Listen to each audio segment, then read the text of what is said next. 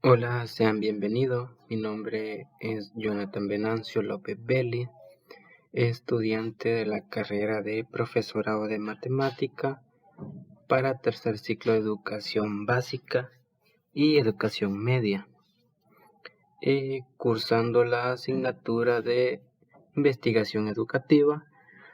Hoy toca hablar lo que es el método hipotético deductivo. Y dice que comenzamos definiendo el método. Dice que el método hipotético deductivo es un enfoque científico que se utiliza para desarrollar y comprobar teorías a través de la formulación de hipótesis y su posterior verificación mediante la deducción lógica y la experimentación. Lo que nos dice básicamente que el método hipotético deductivo se basa en que se observa algún fenómeno, se plantean teorías y se trata de demostrar las teorías a través de la formulación de hipótesis, que es la manera de verificar o demostrar las hipótesis es mediante la deducción lógica y la experimentación. En este método tenemos 5 pasos. El primero de ellos dice que es la observación. Y nos dice que en este paso se parte de la observación de un fenómeno hecho que necesita ser explicado. Entonces lo que nos dice es que para aplicar el método hipotético deductivo, primeramente tenemos que hacer la observación de a qué fenómeno tenemos para aplicárselo.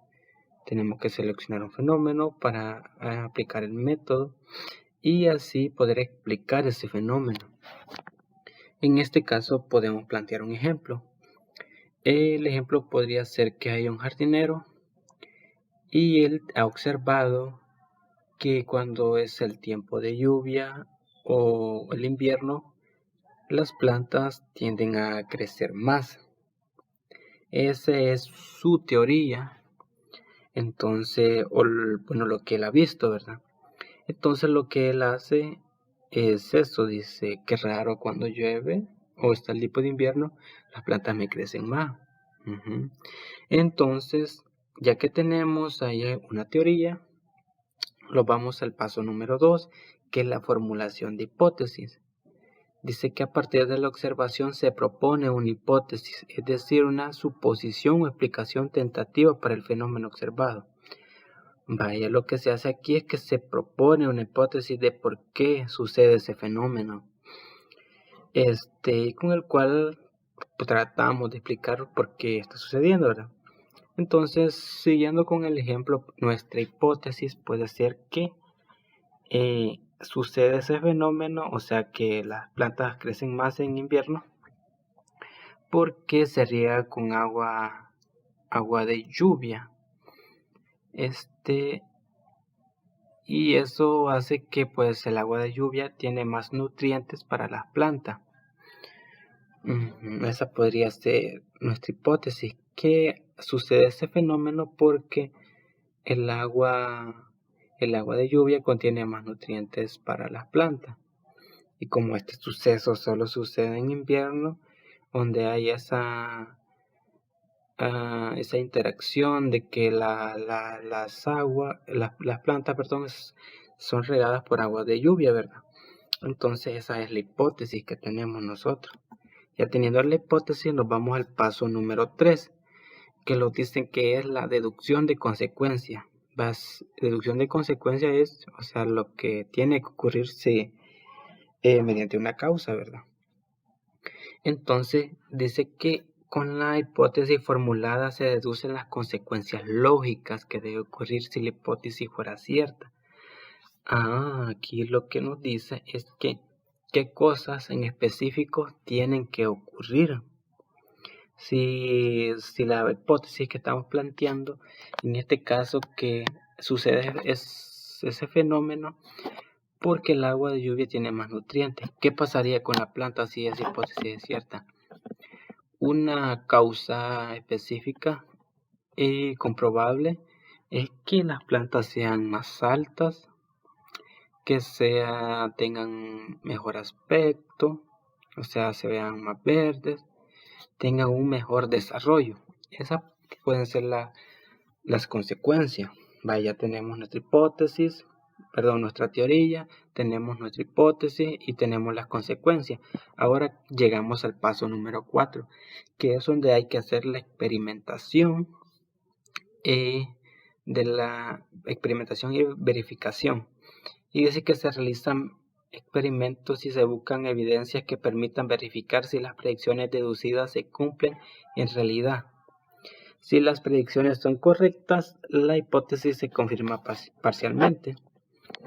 Entonces nos dice que para confirmarlo llegamos a nuestra parte de experimentación, en donde cómo podemos formular nuestro experimento.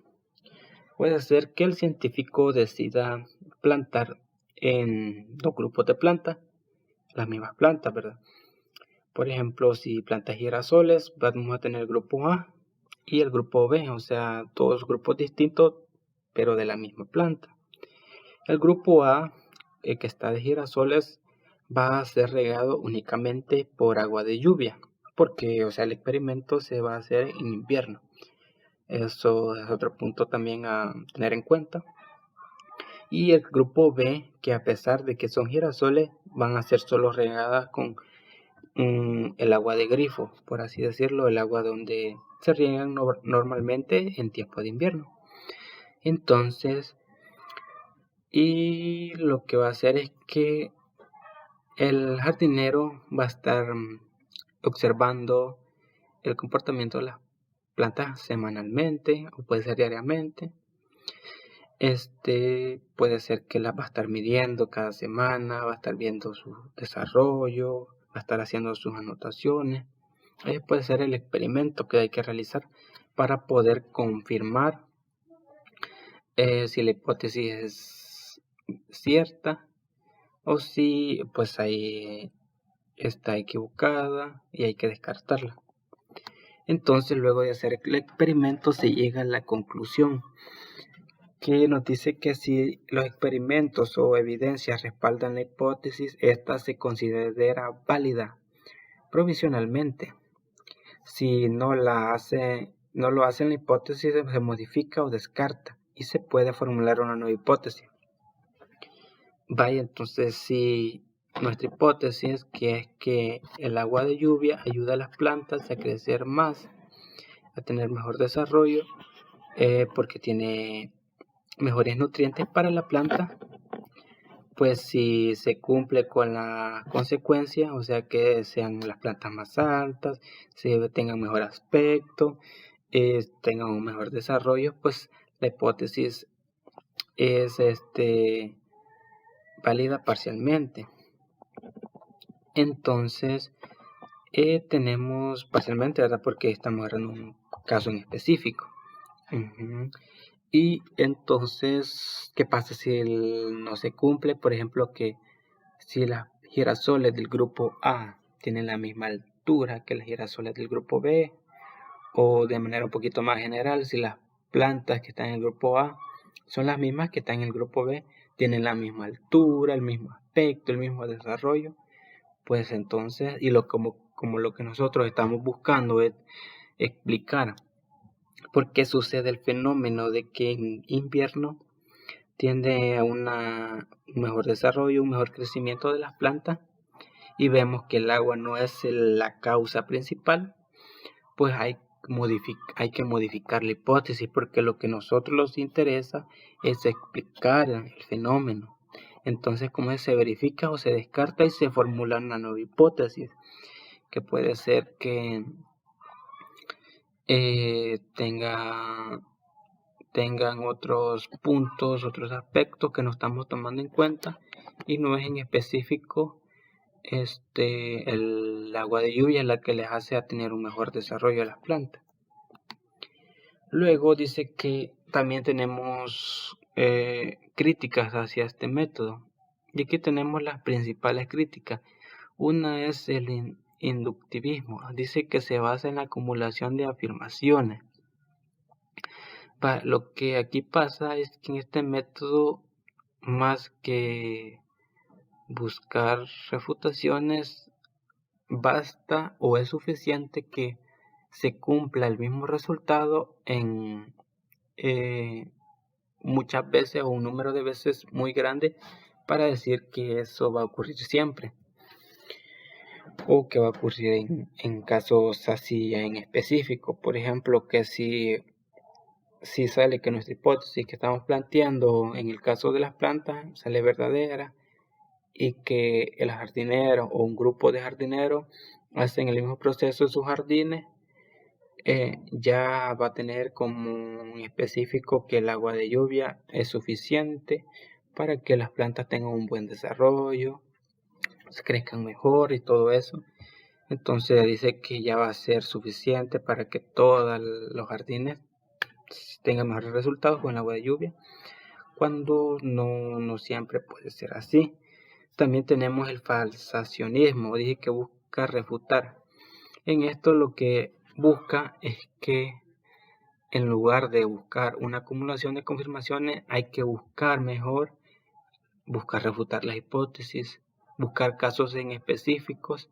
Por ejemplo, que en el grupo en el grupo A, donde están las plantas que están siendo regadas por agua de lluvia, de todo ese grupo hay 2, hay 3 o por lo menos hay una que tiene la misma altura, el mismo aspecto, las mismas condiciones que las plantas que están en el grupo B, que están siendo regadas por agua de grifo. Pues ya esa hipótesis ya no es válida, porque con un caso se basta para desmentir una teoría. Entonces también llegamos a la complejidad, que nos dice que no basta una hipótesis para explicar fenómenos complejos.